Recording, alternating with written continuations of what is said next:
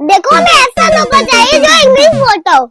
हाँ हाँ, तुम फिक्र न करो, तुम जैसी इंग्लिश कहोगी वो वैसे ही बोलेगा। चलो ठीक है। Okay bye. लगता है आ गया।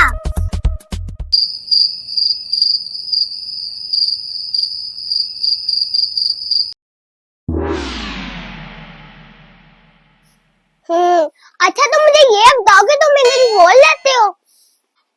हाँ हम तो इंग्लिश बोल लेंगे। चलो फिर ठीक है, तुम इंग्लिश बोल के दिखाओ।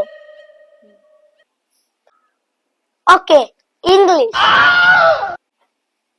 अरे मेरा मतलब है जैसे अंग्रेज लोग इंग्लिश बोलते हैं ना वैसे बोल के दिखाओ।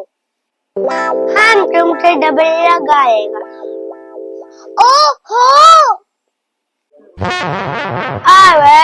ऐसे ही तो बोलते हैं इंग्लिश। अरे मैं तुम्हें कैसे समझाऊं? ओहो चलो हम तुम्हें एक सेंस देते हैं, तुम उसको इंग्लिश में कन्वर्ट करना। ओके चलो ठीक है जाओ। मैं तुमसे प्यार करती हूँ। I'm sorry, I meant। हद का बता, हम इनको रोज़ देंगे।